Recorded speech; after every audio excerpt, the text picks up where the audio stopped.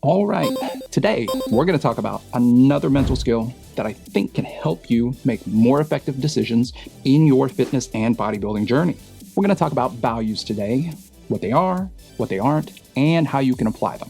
I think we all know it is hard making decisions in the moment whenever we are feeling a certain way. Learning this skill will absolutely help with, one, decision fatigue, but two, help you sort of overcome certain emotions that come about while you're dieting, while you're bodybuilding, while you're trying to engage in any sort of fitness endeavor. So let's get to the episode. Number one thing, values aren't goals or endpoints. What does that mean? Goals are specific outcomes you strive to achieve, like competing in your first bodybuilding show, going to school and getting a degree, getting married even, things like that. Those are specific endpoints. They are specific goals. So values aren't goals, whereas values are enduring principles that you wish to guide your actions. Values, they're like a North Star. They're a compass. They're a guide. If you imagine yourself the captain of a ship, they are the compass that you would use to navigate. They are the North Star that you would use to sort of orient yourself on the ocean, trying to get from, your point A to your point B. But they're not the destination. They are what we follow to get to where we want to be, and they exist outside of our goals. They help you navigate life and make decisions that align with your true self. A little bit of troubleshooting. You will have different values for different areas of your life. Your values may come into conflict with other values in some instances, depending on the role you're in at the time. Over time, your values will probably evolve. Your values when you are 16, 18, 20 are probably going to differ than when you are 20, 23, 33, 43. So your values will change. Additionally, if you're not used to engaging with your values, if you haven't outlined your values may be unclear at times. And I find that values become unclear where we don't have a distinct role or identity we have in a particular situation. How do we even use our values to make decisions? Let's put it all together. Let's identify our values, and then let's put it into a nice chart that you can use to make decisions in the future. I'm going to place a link down below for a values card sort, or you could just Google values card sort, and it should be the one that pops up at the top. It's a PDF. It's a big list of values. It's not a perfect list of values. It even has blank values cards that you could fill in with your own values, and you don't have to use the whole thing. What I want you to do is you can pause this video and come back to it, but get that list of values and rank your top 10 values. Pick out the 10 that are the most important to you. Let's say these are your fitness values, these are your bodybuilding values. Rank the top 10 that you want to inform how you practice your fitness journey, how you engage in your bodybuilding journey. And so these values will be specific to that. Remember, I want you to rank order these, because when values come into conflict with each other, you want to be able to suss out which ones are most important in particular moments. A little more context. So you can have similar values in various roles. So your values for bodybuilding are going to differ from your values at work or your job or your profession. It's going to differ from your values for school. It's going to differ from your values for family, but there will be some crossover there. So it's really important to highlight that these values are for this particular situation. All right. Do you have your 10 values lined out? If you do, we are going to move on to the sort of next tool that you'll be able to find online for free. It is called the ACT Matrix, and that is where we insert our values so that we can begin making better decisions, and then also identify when we are making sort of suboptimal decisions or when we are falling back on particular coping skills that haven't been helpful in the past. This is the ACT Matrix. From your perspective, the bottom half of the matrix, that represents your internal world. Your internal world are any number of your thoughts, feelings, sensations, beliefs, roles that you take on, anything that nobody could tell about you just by looking at you. The upper half of the chart represents the five senses world. And that's just a big fancy way of saying anything that anybody could take in with their five senses. So anything anyone could notice you doing. What are some things that people could notice you doing? People can notice you working out. People can notice you meal prepping. People can notice you reading, engaging in conversation with others. So really, the upper half of the chart represents just what other people can see you doing. And it represents what people could see you doing even if there's nobody around. So for depression, one of the symptoms that we often see is sort of just isolating behavior. So even though nobody is around to see you sort of isolate yourself in your room, that is something someone could see. So any behavior that could be seen by other people, that is the upper half of the chart. All right, moving back into the bottom half of the chart, and more specifically your bottom right-hand part of the matrix, this is where you're going to place those values in that prior step. Remember, no one knows your values. unless you tell them. And honestly, I don't know that we all know exactly what our values are unless we outline them like this. So the bottom right-hand quadrant of the matrix, that is where you list out your values. In the bottom left-hand quadrant, your perspective, this is where you list out the thoughts, feelings, sensations that show up for you that then lead to maladaptive patterns. Now, those patterns we'll get into in a minute, but these essentially, whenever you're thinking from the cognitive behavioral model, CBT, we have thoughts, feelings, and behaviors. The reason we want to outline thoughts and feelings in the bottom left-hand quadrant is because thoughts and feelings generally lead to us acting in a particular way. So we put that in the bottom left-hand quadrant. So again, these sensations, these thoughts, these are the things that can keep you stuck. And you'll notice the left-hand side of the quadrant is sort of the side of the quadrant that sort of moves you away from your values. This brings us to the top left-hand quadrant. And these are all the behaviors you gave in that are moving you away from your values and keeping you stuck. So what are these things? Let's outline a specific scenario so this can be more clear. In the bottom left-hand quadrant, let's say that we are feeling irritable. We notice that we are irritable, let's say during contest dieting, or we are irritable whenever plans change, like we are very committed to working out, and last minute someone asks you to change your plan to do something else, and we notice some anger or irritability show up. That's the feeling. That's the thing that comes up inside of you. And the reason that's important is because you may act in a particular way whenever you're feeling irritable. I know I do. Now, shifting into that upper left-hand quadrant, remember the upper half is the sort of the five senses world where people see you doing things. You are beginning to feel irritable. And so when you feel irritable, or honestly, when I feel irritable, I do some very specific things. For me, I communicate less. Look, I'm already a very terse person. I appreciate short communication, direct communication, and that's kind of I wouldn't say it's an abrasive style, but it's very short already. Now, when I get irritable, communication becomes single word. I have sort of this muted, blunted affect. My face goes a little flat. It has been commented on that I have RDF, or the equivalent of RBF for dudes. I'll let you figure out those acronyms. And I also bring a different type of energy. Like I'm very low energy whenever I'm irritable. So less communication, muted affect, and lower energy. For you, you're going to have to do some introspection and identify what feelings are the most troublesome for you. So whenever anxiety or worry shows up, how do you behave? Whenever low mood or sadness shows up, how do you behave?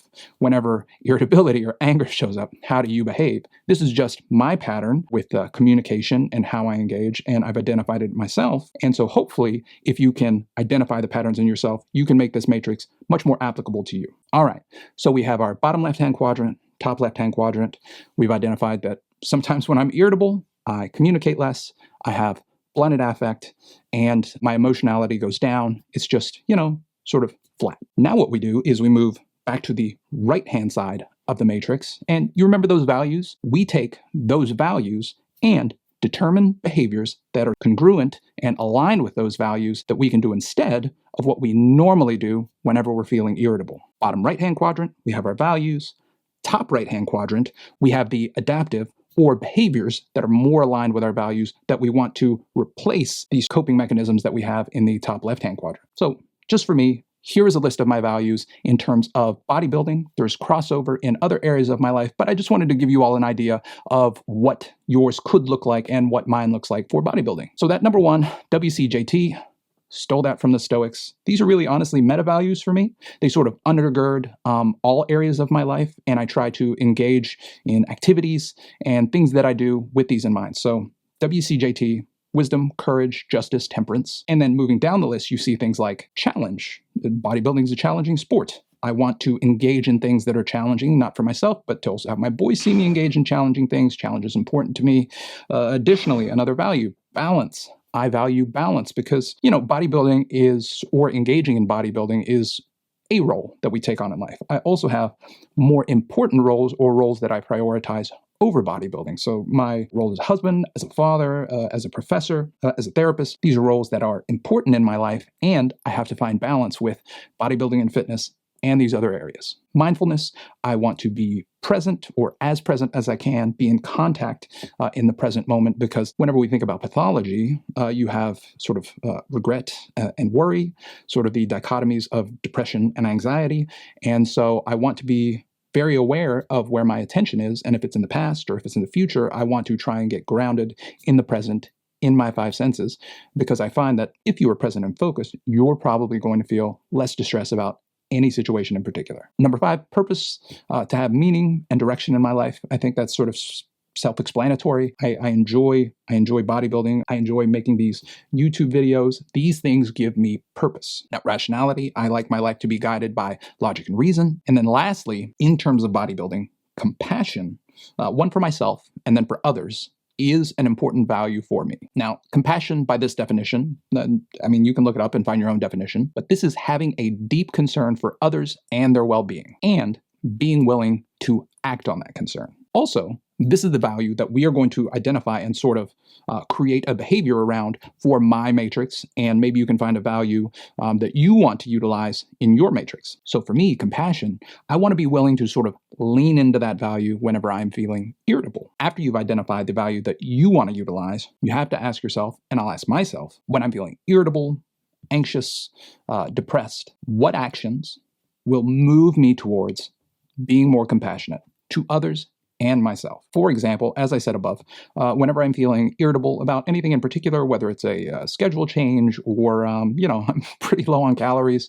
I think we all know how that feels. And if you don't, you might. So lean into this. For me, the opposite of being irritable and showing compassion is getting curious. So in this particular situation, what does getting curious mean? If you are curious, you are actively trying to understand someone's position. You are actively interested in their position, and you want to flesh out exactly what it is that they mean, what they want, what they need. If you are curious, you are a bit more energetic in your communication. You act in such a way that lets the other person know that you're interested. And it's really hard to be short with someone if you are actively trying to flesh out and be curious about the position. Be curious about what they want, what they need, what they're saying. It's really hard to be short whenever you are fully engaged in trying to understand them. All right, so we now have our values, the established value that we're going to focus on in this particular situation, i.e. compassion, i.e. the way I lean into compassion is by, instead of acting irritably or acting short or giving one-word answers,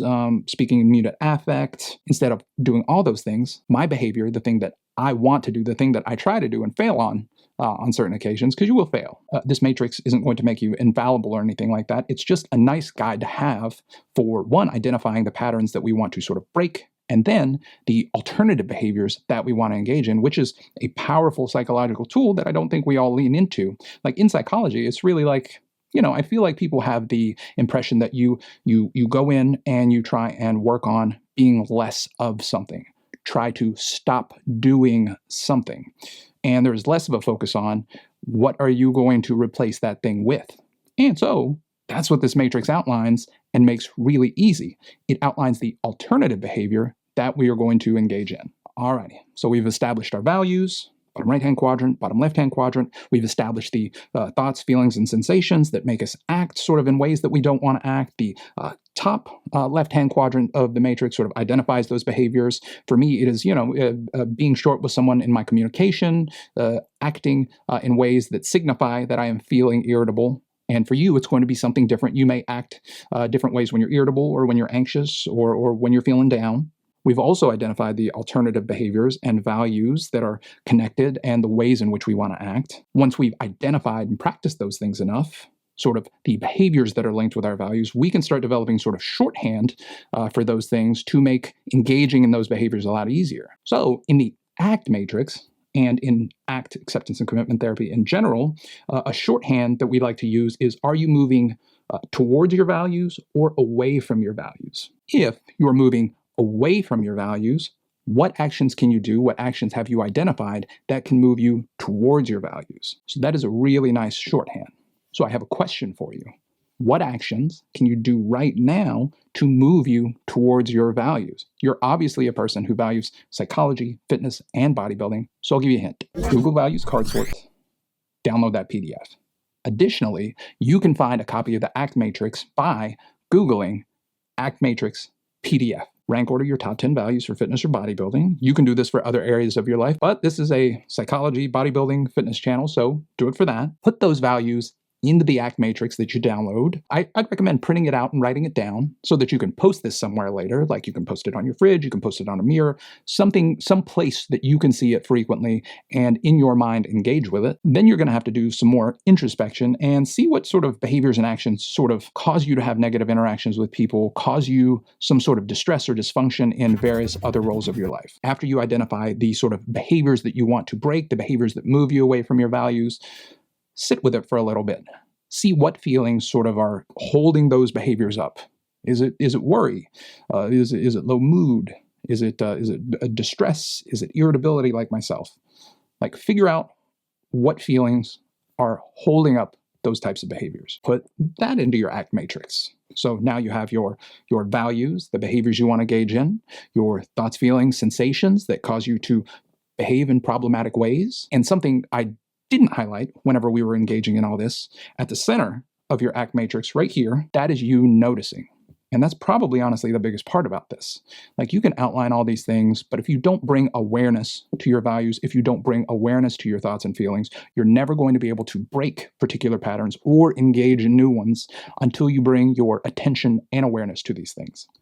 Once you've done all that, it'll become shorthand, it'll become second nature, and all you have to do is ask yourself, are you moving towards your values? Are you moving away from your values in this moment? And that is a nice way to figure out what you should do in any given situation in bodybuilding, in fitness, in life, for this specifically, bodybuilding and fitness. And if you're a person who values knowledge and progress, I'll give you a hint at what you should do next. You should check out this next video on another mental skill or review that I think will help you out in your bodybuilding and fitness journey. Thank you for being here, and I'll see you next time.